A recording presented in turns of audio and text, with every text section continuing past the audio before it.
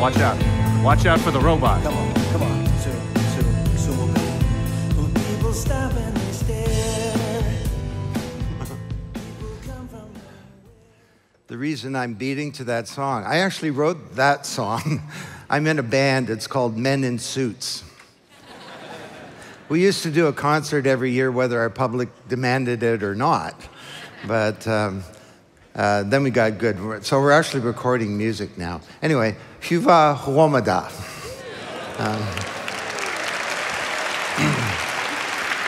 Unfortunately, those are the last words that you will hear from my lips of that language. But I'm very excited to be here today. I sort of view myself as a warm-up act for President Obama. But President Obama, if you're watching live right now, my people have not gotten contact with your people yet, so we need to talk, because tonight I think we should hang out, do the town, stuff like that. Seriously, I have a very big idea that I'm going to try and convince you of in the next 45 minutes. And that's that the digital age is entering a second era. And I came to this idea fairly honestly, I think. I wrote a couple of books in the 1980s that nobody read. I think my mother bought most of the copies. But in 1992, I wrote a book called Paradigm Shift, and in 94, The Digital Economy. Those were both big bestsellers. And 20 years later, my publisher asked me to write the 20th anniversary edition of The Digital Economy. So I had to read my book again, and which is always a humbling thing to do. And the book held up very well. But I reflected on where have we gone in the last 25 years and where are we going forward. And I came to the conclusion that we are entering a second era of the digital age. The first era, we had mainframes, minis, PCs, the internet, the web, social media, the cloud, big data. And now we're entering a second era where technology infuses itself throughout everything. At the center of this is a theme for today, artificial intelligence and machine learning, where technology learns to do things that it wasn't programmed to do because it's able to reprogram itself. But we've also got a number of other exciting technologies: virtual reality, drones, robots, autonomous vehicles. This is not in 50 years, in a decade. Throughout Helsinki, most of the vehicles will be autonomous without drivers. You have the Internet of Things, of trillions of inert objects in the physical world becoming smart and communicating. Energy is being distributed. And I became convinced that the foundational technology for all of these, in particular for AI, is the underlying technology of cryptocurrencies called blockchain. Blockchain. Now, it's not the most sonorous word in the world, but to me, this is the second era of the internet. Let me explain. For 40 years now, we've had an internet of information. But if I send you some information, a PDF, a PowerPoint, an email, I'm actually sending you a copy. Even with a website, I keep the original. But when it comes to things that really matter to our economy, assets, things of value, things like money, or stocks, or bonds, or swaps, or loyalty points, contracts, intellectual property, cultural assets like art or music, votes. A vote is an asset, something of value that belongs to somebody. Carbon credits, our identity. Sending a copy of those is a terrible idea. You don't want someone copying your identity or your vote. And if I send you 1,000 euros, it's really important that I don't still have the money, right? Now, cryptographers have called this the double spend problem for decades. And the way that we manage this problem in our economy is through middlemen, intermediaries. And they perform all the business and transaction logic for every type of commerce. Banks, governments, credit card companies, stock markets, now social media companies. They identify the asset, they identify who you are, they clear and settle transactions, and they keep records, and they enable us to trust each other. And overall, they've done a pretty good job. But starting almost exactly 10 years ago, we started to notice some problems. Where were you 10 years ago? Well, 10 years ago, on September the 16th, I was on the stage in Vienna at Sibos speaking to 10,000 bankers, and it was 2 days after Lehman Brothers crashed. And I looked out at this sea of deer in the headlights. We're in Scandinavia, so you understand what that means, right? And I gave a critique of the banking system. I threw away my PowerPoint. Power corrupts, PowerPoint corrupts absolutely anyway, but we didn't really have a lot of solutions back then. But you think about it. They almost brought down the capitalist system. And these banks are one set of intermediaries, and they need help. They're centralized. That means that they can be hacked. And everybody from JP Morgan to Home Depot to the CIA found that out the hard way. They exclude a couple of billion people from the global economy. They slow things down. Why should it take 4 to 7 days for money to be transferred from one country to another? They charge too much. That shouldn't be 10%. Has anyone heard of cross-border email payments? And the big thing is that they capture our data. We create this data, but they capture it. And this has created a tiny handful of very powerful companies. And we have this weird thing happening across the developed world. We have growing economies and a shrinking middle class. We have a growth in wealth and wealth creation, but prosperity is declining. What if there were not just an internet of information? What if there were an internet of value? Some kind of vast, global distributed ledger, kind of like a spreadsheet, where anything of value from money to stocks to music to votes could be managed, transacted in a secure way. Well, again, 10 years ago, that's where Bitcoin comes in. An anonymous person or persons named Satoshi Nakamoto wrote this historic paper where he invented a new kind of digital cash called Bitcoin, where people could do transactions peer-to-peer without an intermediary. He solved the double spend problem. And it took people like me a little too long to figure out what was really going on here, because it's not about Bitcoin. Bitcoin is it's an asset class that goes up and down in value. If you bought some a year ago, you're way up. If you bought some 6 months ago, you're way down. It's also a cryptocurrency. It's not a fiat currency controlled by a nation state. If you're in a country with capital and money flow restrictions, that can be of interest, Venezuela. But the real pony in this pile here is none of that. The real pony is the underlying blockchain technology. Because for the first time ever in human history, people can trust each other and do transactions peer-to-peer. And trust is not achieved by an intermediary. It's achieved by cryptography, collaboration, and some clever code, which is why my son Alex and I call it the trust protocol. Trust is native to the medium. Now let me ask you a question. Put up your hand in one of these 3 categories. Blockchain. Number 1, I don't really know anything about this. Number 2, I know a little bit. Number 3, I know a lot, okay? Number 1, I don't really know anything about this, okay? Thank you. Number 2, I know a little bit. Number 3, I know a lot. Okay, so most of you are in 1 and 2. So let me explain how this works. You know the American novelist Mark Twain? He wrote a letter to a friend, and he said, "I'm sorry I wrote such a long letter. I didn't have time to write a short letter." Well, it's taken me 5 years to be able to explain this in 2 minutes, okay? So set your clock. Here we go. I'm going to tell you how a blockchain works in 2 minutes. And there are thousands of blockchains. The first was called Bitcoin. I'll explain how Bitcoin works. Okay, here we go. I send you 1,000 euros, and that transaction is broadcast out to a global network of millions of computers, all using the highest level of cryptography. And all around the world is a group of people called miners, not like young people, like gold miners. And they have massive computing power, estimated to be 20 to 50 times bigger than all of Google's servers in the world.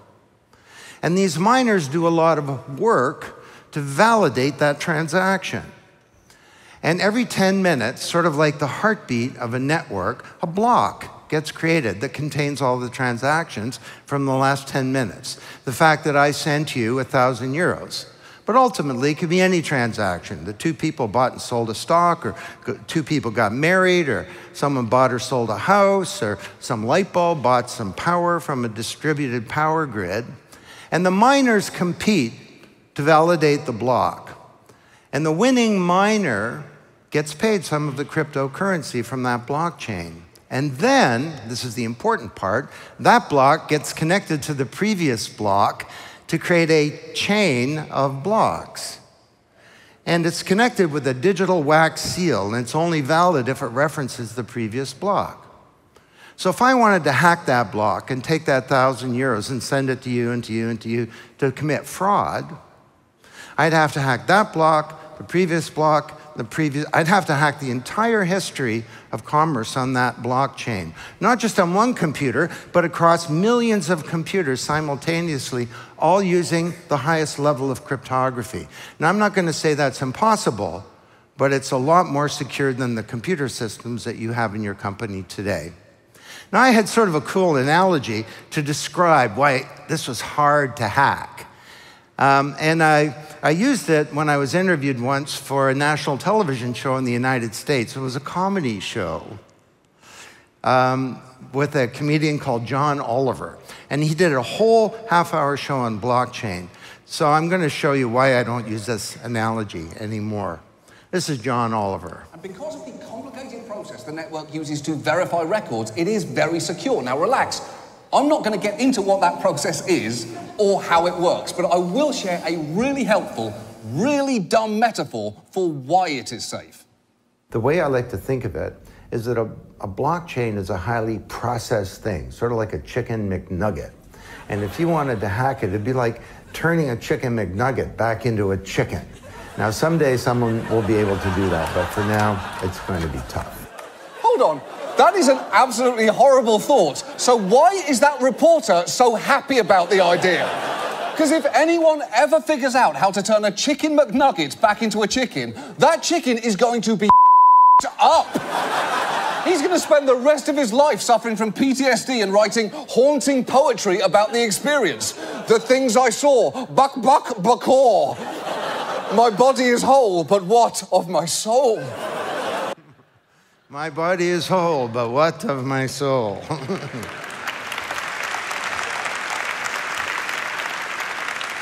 I still think it's a good analogy. So, Bitcoin was the first big app of the Internet of Value. Sort of like email was the first big app of the Internet of Information. But now we have these general purpose platforms emerging that enable you to build any app. They look more like the World Wide Web was to the Internet of Information. Ethereum, worth tens of billions of dollars, invented by a 19-year-old dropout from Toronto. Corda, and Ethereum is a huge platform. Hyperledger is another one, comes from the Linux Foundation. We have Corda from 180 banks have got together to create a new platform for the financial industry. Ripple is a blockchain that says it can do Visa-level speed. So the hype machine is out big time. This began over a couple of years ago when The Economist wrote a cover story comparing blockchain to the creation of double entry accounting from 400 years ago. They were more hyperbolic than I was. So I got lucky in the timing of this book, and I also had a co-author, my son, who turns out is a better writer than I am, and he's also smarter. So it's a very good book. It's in 17 languages now, and a new edition just came out.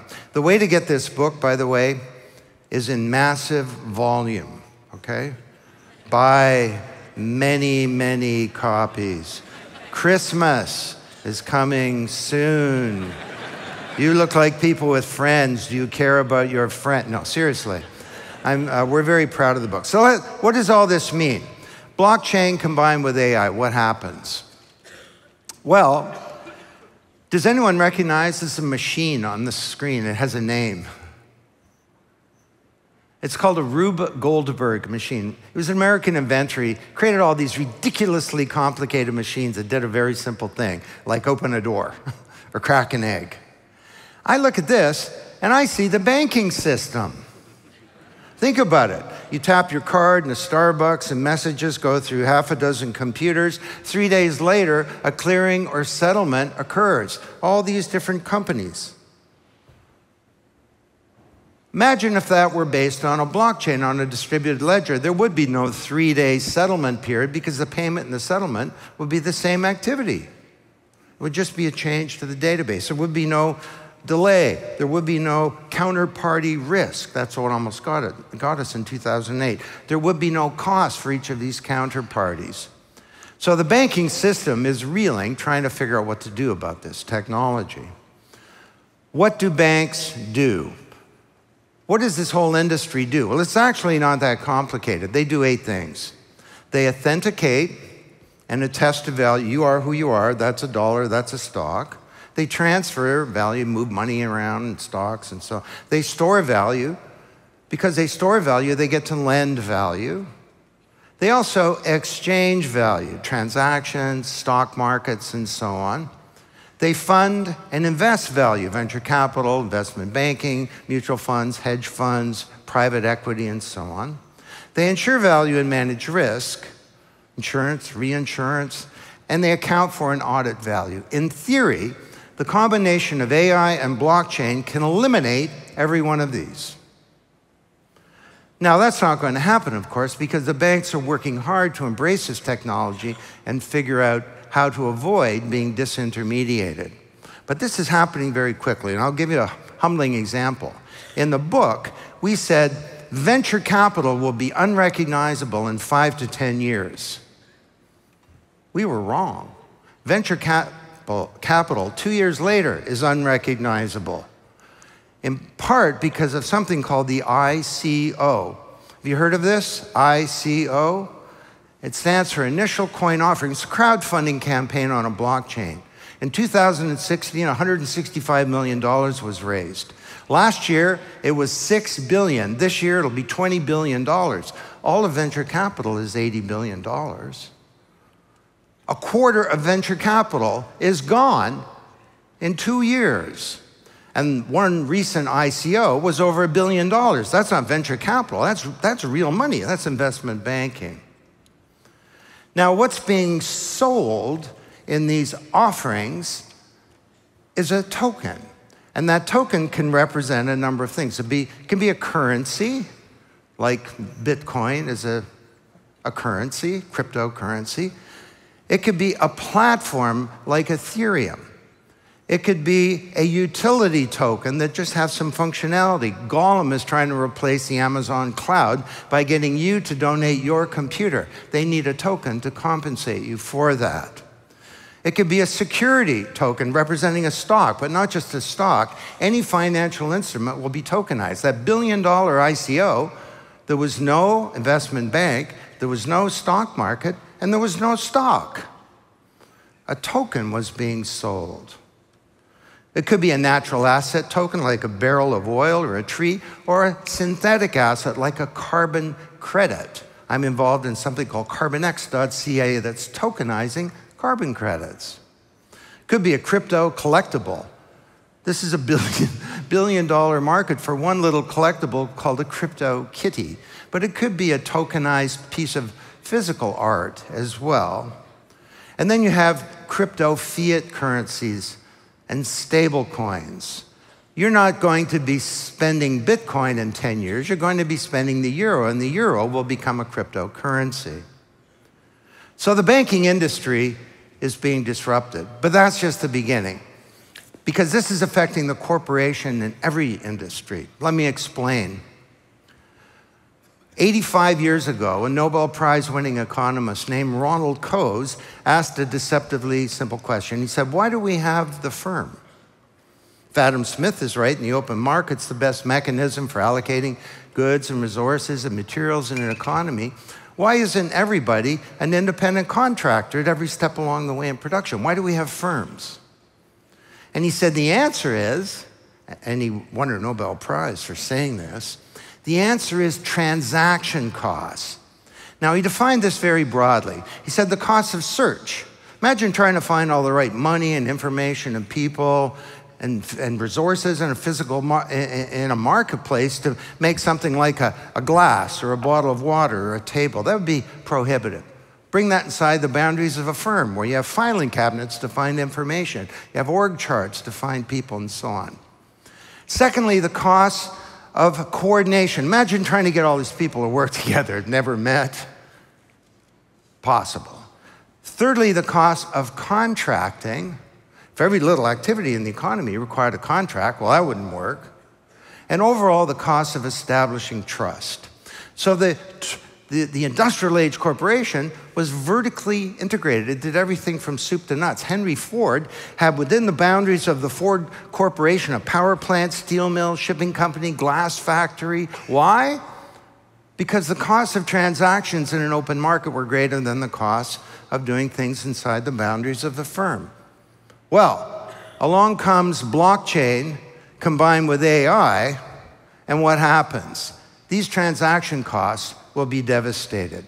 The cost of search. Think about searching for money to fund your firm. Well, you used to have to go to a venture capital company and they give them €1 million for 51% of your company. Now you can do an ICO on a blockchain.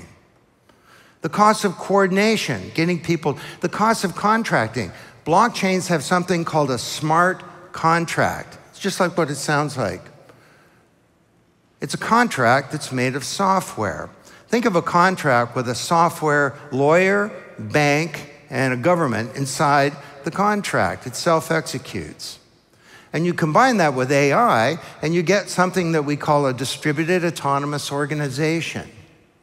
One was created, first one ever, 2 years ago. It had no management, no CEO, and no people. It was a bunch of autonomous agents, AI, combined with smart contracts on a blockchain. And in 3 weeks, this thing went out, and it raised $164 million US. Had no people. Now, it's not a happy ending because there was a coding error in one of the smart contracts. So it turns out the creators of this DAO, Distributed Autonomous Enterprise, gave the money back. But imagine a company with no people. Bob Dylan, you know, there's something going on here and you don't know what it is. We're in the early days of a profound change to the deep structure and architecture of the corporation and of how we orchestrate capability in society to innovate, to create goods and services, to engage with the rest of the world. Companies are going to look more like networks. Now let me give you some examples, concrete examples. And I'm going to talk to you about 8 business models. I'll spend a minute on each of them. These are 8 of over 100 that we're investigating at the Blockchain Research Institute. The first we call cooperatives. Everybody's heard the word sharing economy, right? Uber, Airbnb, and so on. Of course, these are not sharing economy companies. They're successful precisely because they don't share, right? They're service aggregators. They aggregate services together. But what if you created blockchain Airbnb, B-Airbnb, set of autonomous agents, smart contracts, Aeon blockchain, love and marriage go together like a horse and carriage. It's a song. How would that work? Well, it's just a distributed application. You don't have a company. You show up, you're looking for a great place in Helsinki. There's one right there, 5-star. It's a database, you book it. That initiates a smart contract. You show up at the house, you turn the key, punch in the code. A partial payment is made automatically because the smart contract self-executes and polices itself. You use your Nespresso machine, you rent a couple of movies and so on. The smart contract captures those. You've been there for a week, you turn the door, you leave the place, the contract issues the final payment, you rate it 5-star, and it's on a blockchain. And nobody can mess with that rating unless you know how to turn a chicken McNugget back into a chicken. Sorry, I got to restrain myself on that one. So, could do that with all kinds of industries. And essentially, rather than Uber, it's super Uber. You got a car, it's an autonomous vehicle. You might use it for an hour during the day, and the rest of the time it's driving around, AI and blockchain, collecting money on your behalf. So essentially, rather than a $70 billion corporation called Uber, you have a true sharing economy. You have a cooperative. Call it a blockchain cooperative. Next one, we call it the rights creators. There are all these people in our economy that create value, but they are not fairly compensated. A big one is the music industry, that musicians have suffered for a long time, but the Internet of Information made it worse. The Internet of Information broke our intellectual property regime because we didn't have a native digital medium for value, so we just published assets as if they were information. We sent out songs. I did this. If you're a songwriter in America 35 years ago, you write a platinum song that sells 1 million copies, you would receive $46,000 in royalties. Today, you write a song that gets 1 million streams, you don't get $40,000, you get $35, which will buy you a Finnish mojito, which I had last night in the bar, okay? Sort of like an oxymoron, really, isn't it? It's like jumbo shrimp or scented deodorant or something. Anyway, so Imogen Heap, the British singer-songwriter, Grammy winner, is putting her music on a blockchain, and the song is inside a smart contract, and it has an autonomous agent. So the song protects her rights. You want to listen to the song says, well, it's free, or it's a few microcents. You want to put the song in your movie, and the song says, whoa, well, that's different. What do you want to do? You want to be a theme song, or somebody's going to sing it, or background music, or a ringtone? The way she describes it is, my song acts as a business. My song is out there protecting my rights and collecting money, because the song has a bank account inside the song. It also has a lawyer inside the song. So this is an opportunity for journalists, for scientists, for all kinds of people. Number 3, you heard me say the word disintermediation. If you're in the middle, you got to create new value. You got to re-intermediate. In the digital economy 25 years ago, I said, with information, bookstores are between readers and publishers. They will be disintermediated. But I said, in the middle, something new could appear. But the leaders of the old middle are typically not the leaders of the new middle. And sure enough, Amazon, 6 months later, was invented.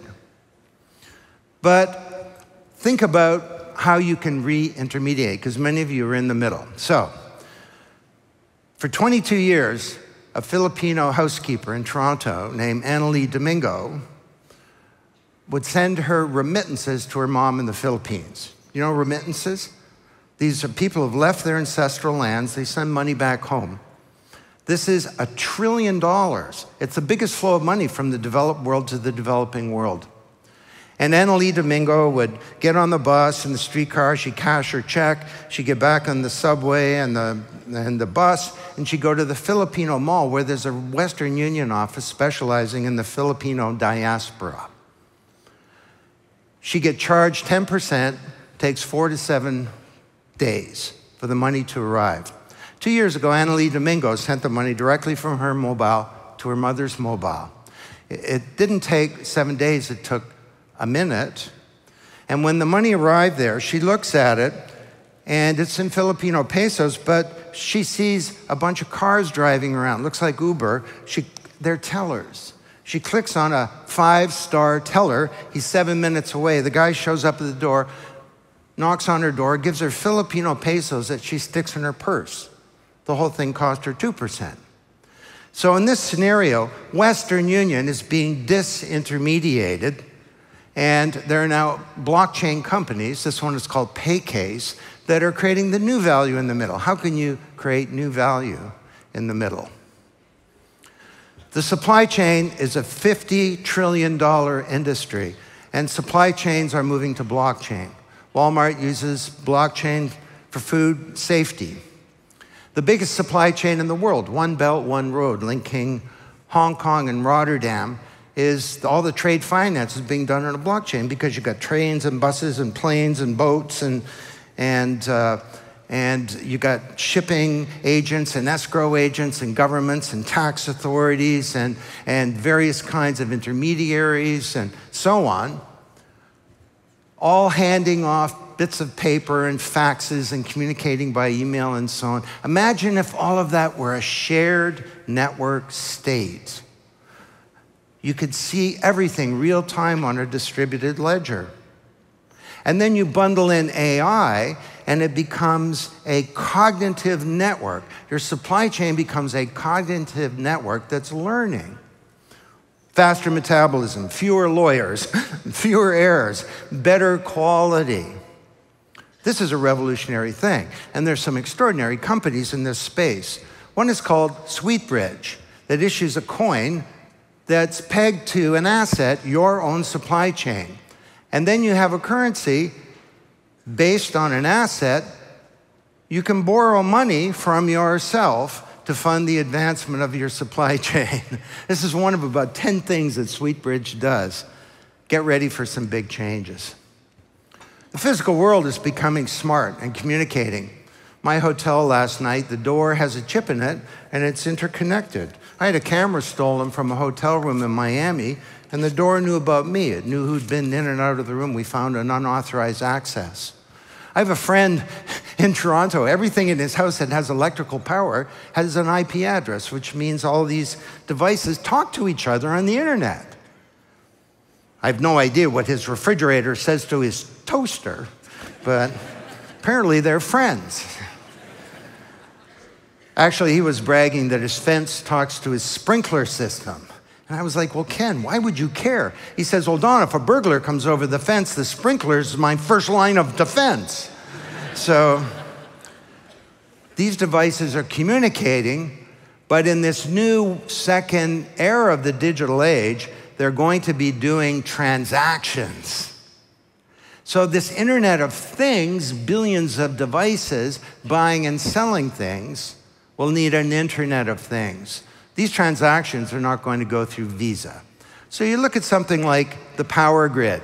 Industrial age was an age of scale and standardization. Something in the center pushed out standardized units to passive recipients. We pushed out products and newspapers and TV shows, and we pushed out lectures, and we pushed out all kinds of... One of the things we pushed out was electrical power to dumb recipients, passive recipients. Well, that's no longer sustainable. And we're moving to an energy grid that looks more like the internet. It's distributed and uses all kinds of sources of power. In Scandinavia, of course, you're leaders in moving in this direction. But all of these transactions are going to require data. And a light bulb buys some power from a distributed power source, and it pays for the power, which enhances its reputation. And so the power source, maybe a solar panel on your roof, knows that that's a trustworthy light bulb. This is the trust protocol, right? So all these transactions will be managed on a distributed ledger. Now we have a new thing called platform. This is a really big idea. So the Internet of Information was in the public domain, thanks to Vint Cerf, Tim Berners-Lee, and others. The Internet of Value will be owned by investors. What's the Internet of Information worth? I don't know, trillions of dollars, tens of trillions of dollars? This Internet of Value is bigger. What will it be worth? So people talk about, well, all these cryptocurrencies, just a big bubble. That's a very wrong point of view on a whole number of levels. One is, remember, currencies are one of 7 types of crypto assets. And B is, yeah, sure, there's a bubble, there's volatility and so on, but this is something that's going to get bigger and bigger over time. I've got a pretty good record over 4 decades of talking about the next big thing. And so get ready for things like ICON. Cosmos comes out in a few months, the Internet of Blockchains. I mentioned Hyperledger. Metrodome is a crypto asset that runs on any blockchain. Big changes. Okay, we're almost there. The next one has to do, what happens to big data in this world, AI combined with blockchain? Well, think about it today. All of you create the new asset of the digital age. It's called data. New asset class, probably bigger than oil or old asset classes. You create it, but it gets taken away from you.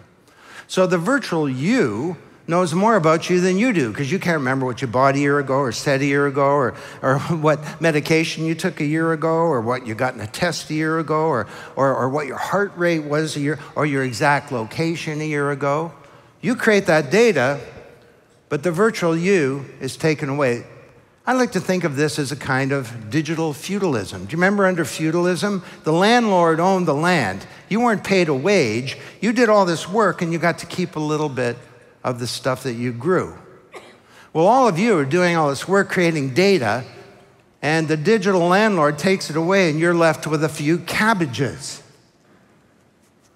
This is a big problem. It means that you can't use this data to plan your life. You can't monetize the data, and our privacy is being undermined. And people say to me, oh, come on, Don, privacy's dead. Get over it. I think that's an ignorant point of view. Privacy is the foundation of freedom. And all this data represents our identities. We need to get our identities back so that we can manage them responsibly and use this data for our own lives.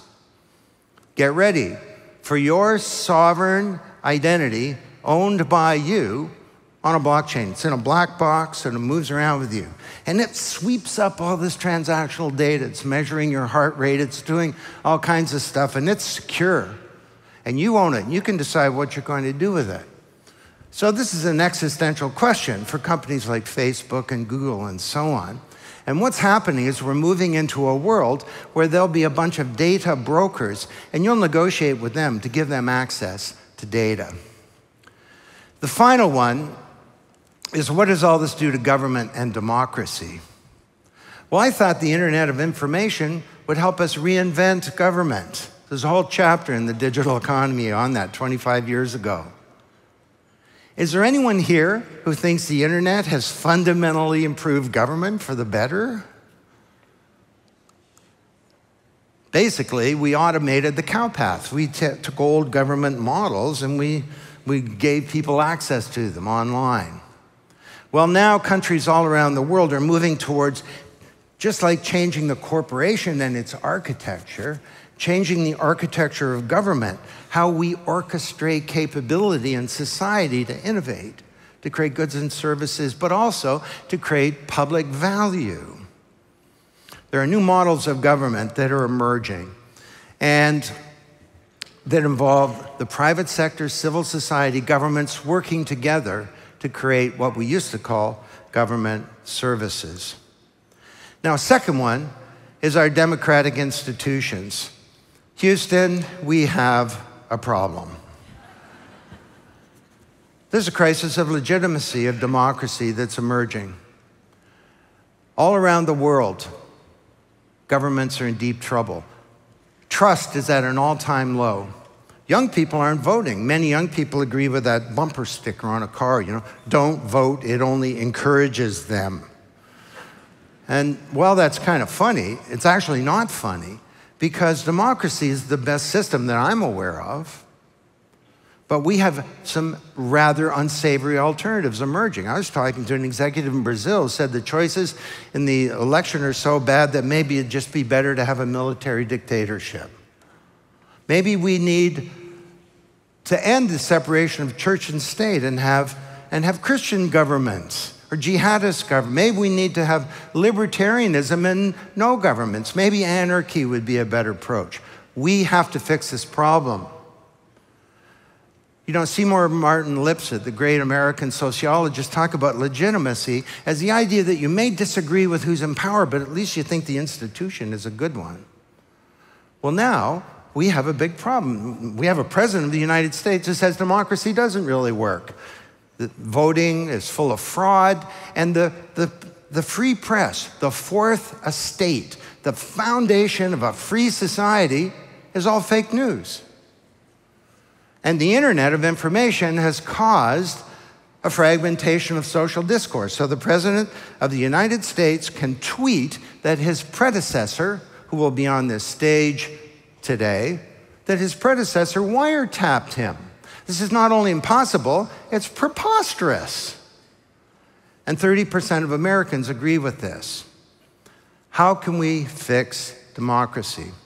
One of the biggest problems is that governments are often beholden to large interests, powerful interests. And we can help fix that. We can have e-voting, which is great, but it will never work unless there's a blockchain, because you're not going to vote unless you have cryptographic proof of the double spend problem being solved, right? That your vote isn't going to be counted twice, or it's not going to be moved to someone else. We can have transparency. Sunlight is the best disinfectant on governments. You make governments naked. If you're going to be naked, there's some corollaries that flow from that. One is, if you're going to be naked, you better be buff. This is a powerful force. We can have accountability. Why can't you have a smart vote? You can have smart money today on blockchain. You send your kid to university, you give them some money, but the money is inside a smart contract that says you can only be spent on books and tuition. So your kid goes into the bar, and the money says, I'm sorry, I don't do bars. I only do, tuition. So why can't we have a smart vote? The vote is inside a smart contract where the politician, funds don't flow unless they abide by the commitments of the smart contract, unless they're accountable to the electorate. It's a crazy idea.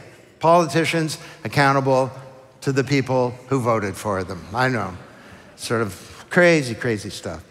And there are all kinds of new things that can be done with blockchain. The final point, I'm running out of time here, is that we can reinvent our central banks. Imagine if fiat currencies become cryptocurrencies. What amazing ability that would give to central bankers. You change the inflation rate, you could watch what happens in the economy. You want to put some more money into the money supply, you could see what people are doing with the money. Not tracking them individually, but in general. They're saving more, they're spending more, they're investing, they're starting businesses, whatever. Central bankers could have a lighter touch on regulation. So we spend a lot of time with central bankers discussing the complexities and challenges of moving to a blockchain for your fiat currency. It's a very exciting time.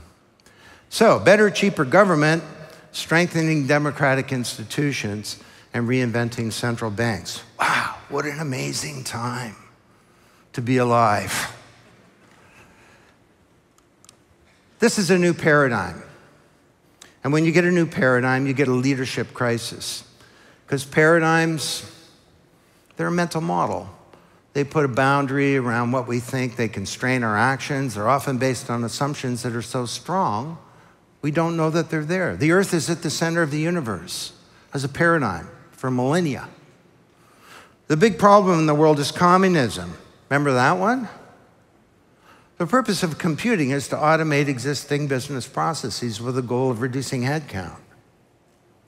And something can happen in art, science, culture that causes a shift to occur in the mental model. And when that happens, these things cause dislocation and conflict. They're nearly always received with coolness or worse. Vested interests fight against change, and leaders of old paradigms have great difficulty embracing the new. How is your company going to find leadership for change? How will your country find leadership for change? Well, do you remember Peter Senge, 25 years ago, wrote a book called The Fifth Discipline? In that book, he said, the person at the top can't learn for the organization as a whole anymore. Things are becoming too complicated. And that was very prescient. Leadership can come from the top, and I work with CEOs or country leaders who are leaders in the true sense. But typically, leadership comes from somewhere else. CIO, head of marketing, an IT manager, an outside partner. We documented a story of a clerical secretary who was the leader in the transformation of a division of one of the biggest banks in the world. And she had what it took to be a leader. She willed it. If this is true, what I'm saying, the internet's entering a second era as part of a digital age where AI and blockchain combine together to fundamentally reinvent our institutions, show a little curiosity. Maybe you should check it out. Download a Bitcoin wallet. Go spend 10 euros. You'll learn more about public key cryptography in 5 minutes than you will listening to me all day. Buy the book, Blockchain Revolution, in massive volume. No. Check out, it's so much good stuff. Get it on the internet, YouTube videos. I did a TED Talk, like millions of people have seen that. You can get a Google alert called blockchain every day. You'll be mind blown by the things that are happening. So this is a very, very exciting time to be alive. And leadership is each of our personal opportunity. So what's the future going to bring? I'm actually not a futurist. I'm sort of the school that, I don't know, the future is not something to be predicted, it's something to be achieved. And we can achieve a very positive future if we find the leadership to make this happen. Let me end, if I could, with an analogy. My son Alex and I studied thousands of organizations, and recently we've been studying nature to try and learn about this trust protocol. Fish come in schools, bees come in swarms. Starlings, some parts of the world over the moors of England, come in something called a murmuration. Murmuration, it's an English word, it's in the dictionary.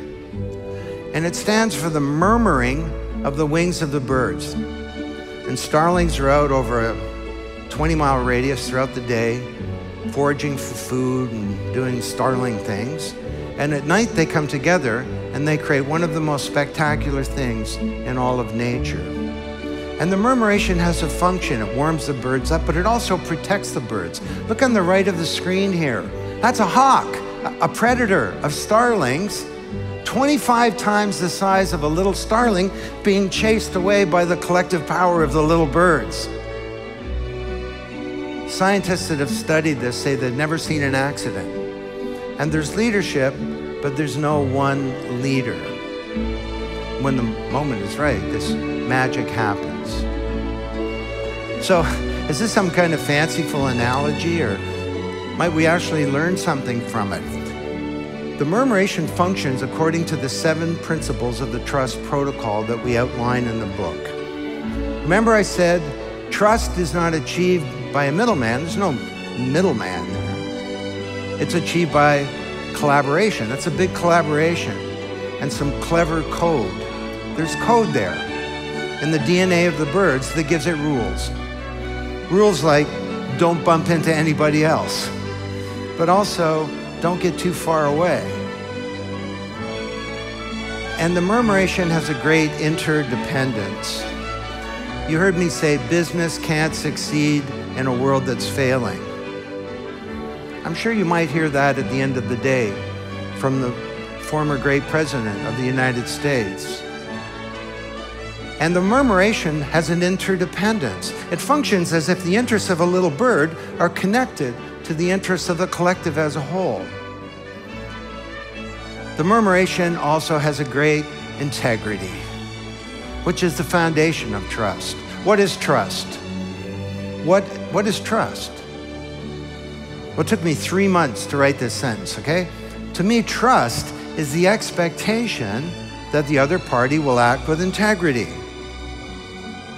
Trust is the expectation that the other party will act with integrity, that they'll do the right thing, that they'll be honest, considerate of your interests, and abide by their commitments. Which is why a little bird will chase a killer 25 times its size, because it knows that the other birds will do the right thing. Could we connect ourselves on this planet with some kind of new global network of glass and air and software and cryptography and technology that can learn? What could we do with that? What potential? could that fulfill? Well, maybe if we did that, this smaller, more networked world that our children inherit might actually be a better one. Now, technology is not going to do this for us because technology doesn't bring about change, humans do. But once again, the technology genie has escaped from the bottle, and it was summoned this time by an anonymous person or persons at this uncertain time in history. And it's not going to fix things, but it gives us another kick at the can to rewrite the economic power grid and the old order of things, if we will it. And maybe if we will it, the digital economy and the digital age will be an age where the promise is finally fulfilled and the peril is unrequited. Thank you very much.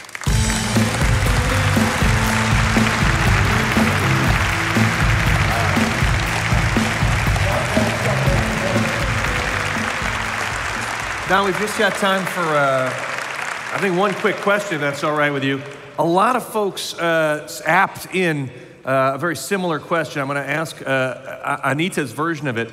What do you say to people concerned about massive energy consumption needed by the mining hardware in the blockchain? Is that going to be a problem, or is that something we can deal with? Bitcoin is one type of blockchain, and its consensus mechanism for finding out the truth is called proof of work. I described that to you, and it uses miners that consume massive energy. Bitcoin is one of thousands of blockchains. And in the future, most of them will not use that technique. They use other techniques. Cosmos, as I mentioned, is creating an internet of blockchains, uses something called Byzantine fault tolerance that uses very little energy. It's a cool name. Yeah. So basically, there are lots of issues, lots of questions, lots of concerns, but what we always try and do is put them in box number 1 or box number 2. Box number 1 is called reasons why this is a bad idea and it's not going to happen. Box number 2 is called implementation challenges. And virtually every difficulty that people raise with me ends up in box number 2. There's much to be done, but the future, if we do this, is a bright one. That's exciting. Ladies and gentlemen, Don Tapscott.